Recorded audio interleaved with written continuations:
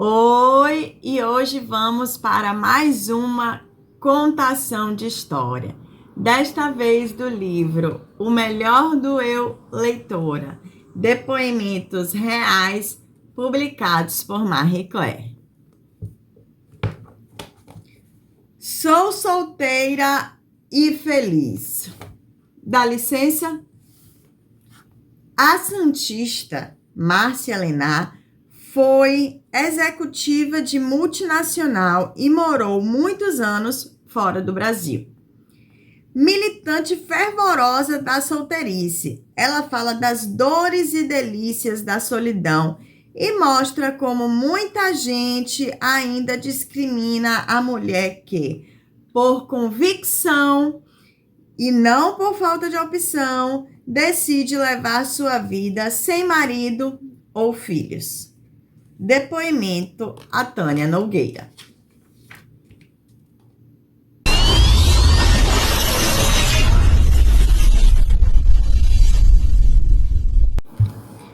Tenho 47 anos e nunca me casei.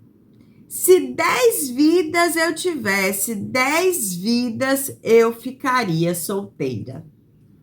Sou feliz e passo muito bem, obrigada.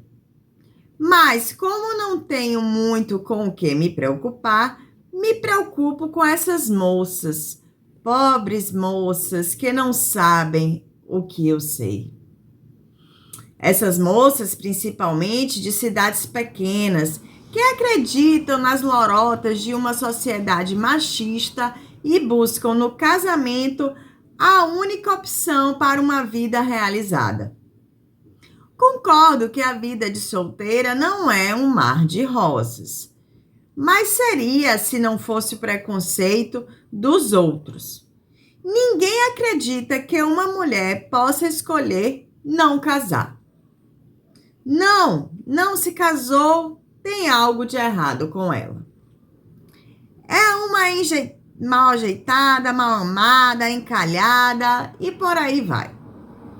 Será que poderiam me dar licença de ser uma solteiríssima convicta? Durante toda a minha vida, não me lembro de ter sentido a menor vontade de casar. Jamais me imaginei entrando vestida de noiva ou em casa toda arrumada, esperando o marido chegar. Aborrece-me, inclusive, ir a casamentos. Quando vou, choro. Fico pensando naqueles dois, em geral, tão novinhos, jogando fora a melhor parte de sua vida. O mundo, como se vê, não é feito só de solteiros. E os casados não costumam respeitar as vontades da mulher sozinha. Enfrentei os grandes problemas da vida de toda solteira. Um deles, o marido das outras. Quase todas as minhas amigas são casadas. Se a gente vai jantar fora, lá vão os maridos junto. Nada contra, o problema é que eles mandam na mulher deles e na gente. Você senta à mesa, abre o cardápio e, antes de ter tempo de ler, eles já escolhem o que todos vão comer. Se vai viajar com uma amiga e o marido, tem de comer na hora em que ele está com fome. Se está na sala, ela pede para você falar baixo, porque ele está tirando uma soneca. Aposto que, se eu fosse homem, ninguém escolheria a comida para mim ou pediria para eu falar mais baixo. Pior ainda é sair com as amigas que não casaram, mas gostariam de ter casado, ou separadas em busca de um novo marido. Você senta à mesa de um bar, começa a conversa e, de repente, percebe que elas não param de olhar para os lados, ficam caçando. E os pretendentes? Todo mundo quer arrumar um homem para a mulher solteira. Oferecem todos os tipos. vem com aquela história. Tem um amigo do meu marido, ele é muito bom, trabalhador, honesto. Coitado. A mulher largou dele e agora ele tem de cuidar sozinho de 2 crianças. Ou, eu tenho um amigo, ele é um pouco mais velho que você, mas está enxuto. Em resumo, querem empurrar todo tipo de traídos velhos e problemáticos. Se eu quisesse, poderia ter casado muito bem. Porque agora vou pegar o primeiro que me aparece. E há ainda os homens. A maioria acha que você só não casou porque em sua vida faltou alguém exatamente como eles. E as mulheres têm certeza de que os maridos delas são tudo o que faltava na sua vida. Se você começa a conversar 2 minutos com o marido de alguma, ela o chama de lado ou se aproxima como quem não quer nada para saber o que está acontecendo. Fiquem tranquilas. Não pretendo roubar o marido de ninguém. Muito obrigada, fiquem com eles. E não é que eu não goste de homem, eu gosto. Apenas não aceito o sistema. Já tive 1 milhão de namorados, mas eles na casa deles, eu na minha. Não suporto o homem dizer o que tenho de fazer. Talvez seja trauma. Meu primeiro namorado era a pessoa mais cri-cri do planeta. Coitado, me adorava, mas queria mandar na roupa que eu vestia, nos lugares aonde eu ia. Quando começamos a namorar, eu tinha 18 anos e morava em Santos com minha mãe e minha irmã. Meu pai morava em São Paulo. Namorávamos escondidos. Namorar era a única coisa que meu pai proibia. Como era proibido, eu queria. Ele era 1 ano mais novo que eu, mas muito machista e quadradão. Logo começou a falar de casamento. Eu mudava de assunto. Meu negócio era passear. Inconscientemente, eu gostava dele porque fazia tudo o que eu queria. Me acompanhava para cima e para baixo. Mas era muito ciumento. Quando íamos a um baile, se eu levantava para ir ao banheiro, ia atrás e me esperava na porta. Aquilo me deixava furiosa. O namoro seguiu aos trancos e barrancos até os meus 21 anos, quando meu pai ficou sabendo e consentiu. No mesmo dia, quis desmanchar. Pedi para ele me dar um tempo de 3 a 5 anos. Falei sério. Isso foi em abril. Ele ficou atrás de mim até novembro, mas acabou se conformando. Hoje, nem me cumprimenta. Aos 22 anos, conheci outro rapaz no cursinho. Era mocinho, mas já estava separado e tinha um filho. Nem minha mãe aceitou o namoro. Ótimo. Desse eu gostei muito, mas hoje vejo que não era amor. Era esportista e me levava para fazer caça submarina, voar, participar de torneios de pesca. Era mais forte e decidido que o primeiro, mas não o bastante para me fazer casar.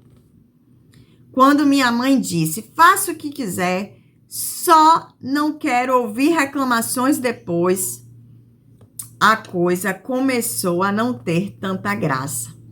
Eu já estava com 28 anos. A história ainda se arrastou quase até os 30. Nessa época, ele estudava medicina em Bragança e vinha para Santos toda quarta-feira e nos fins de semana. No final, eu já saía com ele à tarde e com minha turma à noite. Ia às festas, discotecas, andava de moto e não queria que ele fosse junto. Um dia ele pediu que eu escolhesse entre uma festa de Réveillon e um marido. Escolhi a festa. Até hoje, minha própria família acha que foi ele quem me largou. Não entra na cabeça das pessoas que uma mulher dispense um marido em potencial? Foi então que começou a minha doce vida de solteira. Eu tinha uma turma grande da praia e saía todas as noites. Festas, barzinhos e uma série de namoricos. Nada sério. Como dizem hoje, eu ficava com os rapazes. Os mais bonitos, aqueles que todas as garotas queriam, sempre me procuravam. E eu nem era tão bonita. Tinha um corpo bem feito, era independente e totalmente desinteressada. Sabiam que eu não queria nada com eles e isso devia atraí-los a tal ponto que sempre me tornava bem recebida pela família deles.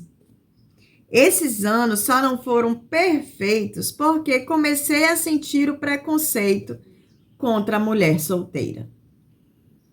Meu pai dizia: "Você pensa que eu vou ficar para a semente? O destino de uma mulher é casar e ter filhos." Nessa época, até cheguei a pensar em adotar um bebê.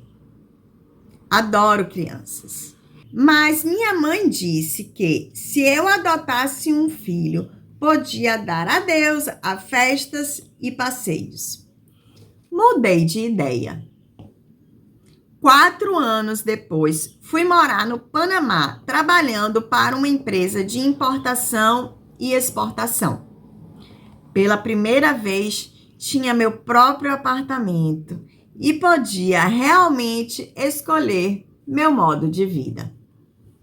Pouco depois, arrumei um emprego como analista de mercado para uma empresa brasileira com filial em Colón, um porto livre. Como morava na cidade do Panamá, viajava todos os dias 84 quilômetros na ida e 84 quilômetros na volta. Tinha motorista, então eu dormia no carro, porque a noite era feita para circular.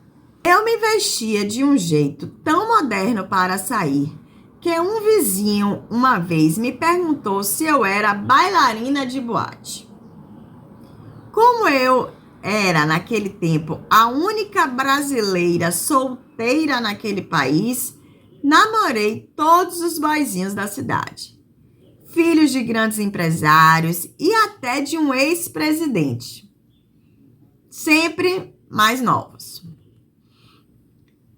Comecei a trabalhar como freelancer. Como viajava muito a trabalho, tinha um namorado em cada porto. Equatoriano, cubano, francês, argentino, russo. Esse se chamava Volodya. Em 1987, as coisas foram ficando mais difíceis para os estrangeiros no Panamá. E eu me mudei para Miami. Lá vivi de subemprego, até lavei tapetes dos outros. Quando tive problemas com o visto, perguntaram por que eu não me casava com um americano para receber os papéis. Achei que seria como me prostituir. Acabei conseguindo um visto de estudante. Trabalhei como assistente de balconista em uma loja de souvenirs. Tinha passado dos 40 e já estava quieta. Comecei a curtir e ficar comigo mesma. Tive até um namorado argentino que queria morar comigo. Mas, claro, recusei. Quando a gente fica solteira por muito tempo, se torna um tanto egoísta. Não queria saber de ninguém no meu canto e muito menos um homem controlando até o canal da televisão. Voltei para o Brasil em dezembro de 1992. Em maio do ano seguinte, recebi um convite para ser gerente comercial de uma empresa no interior de Santa Catarina. Aí sim, foi o inferno. Nunca havia morado em uma cidade pequena e não imaginava o tamanho da discriminação que uma solteira pode enfrentar. Começou na hora de alugar o apartamento. Fui pedir informações num prédio e, como eu disse que era solteira, eles começaram a me enrolar. Só consegui uma entrevista quando pedi para o advogado da empresa ligar para a imobiliária. Eles levantaram toda a minha vida pessoal. Tive de responder a 1 milhão de perguntas. Se tinha namorado, se recebia amigos, como pretendia pagar aluguel sozinha. Não perguntaram, mas insinuaram. Por que não casou? Nessa época, eu já era a pessoa mais tranquila do mundo. Só pensava em trabalho. Não recebia homem nenhum. Eu é que tinha de aguentar a algazarra dos outros. Uma vizinha tinha 5 filhos adolescentes. Ouviam música alta, recebiam amigos e faziam bagunça até de madrugada. Passei a reclamar. Um dia recebi uma queixa injusta por deixar meu cachorro no pátio. Todo mundo do prédio parava ali de vez em quando. Não entrei na garagem porque ia sair muito cedo na manhã seguinte e não queria acordar a vizinha que parava atrás de mim. A síndica foi muito indelicada. Só que à noite, quando voltei do trabalho, o pátio estava cheio de carros. Fiquei possessa. Perguntei à síndica por que os outros podiam e eu não. Ela respondeu que não tinha nada com isso. Como insisti, ela me mandou para aquele lugar. Indignada, exigi que todos aqueles carros fossem tirados dali no mesmo instante. Desceu gente de todos os lados. Só que a solteira não tem direito a ficar irritada. Se reclama, já justificam. É falta de homem. Como se homem fosse um digestivo para engolir contrariedades. Socialmente, minha vida naquela cidadezinha também era uma catástrofe. Só me dava bem com o pessoal mais simples que trabalhava na loja. Nunca me senti tão isolada. Eu ligava para minha mãe aos prantos. Como em cidades pequenas as festas são só familiares, eu não era convidada para nada. Batizados, aniversários de casamento, festa de debutante, jantares de casais, a não ser festas de formatura. Nada é para solteiro. E se você, como eu fiz, reclama no clube de que é sócia, perguntam se não quer vender o título. Acabei voltando para Santos e abri minha própria loja. Minha vida ficou mais sossegada. Minha família é toda de Santos, mas não me perturba. Eu me imponho muito e as pessoas acabam respeitando. Em geral, só encontro parentes por prazer. Não é melhor assim? Mas sei, por intermédio de amigas, que a família é outro grande problema para a solteira. Ela não tem nada para fazer, então o que custa cuidar dos sobrinhos? Com os cunhados é o mesmo problema que com os maridos das amigas. A solteira deve se submeter ao patriarca de plantão. Quando chega a hora de dividir a herança, a solteira é a que menos precisa, porque não tem filhos. Ser solteira e não ter filhos, por sinal, é uma ótima maneira de atrair injustiças. Em concursos públicos, em caso de empate, solteira e sem filhos sobra.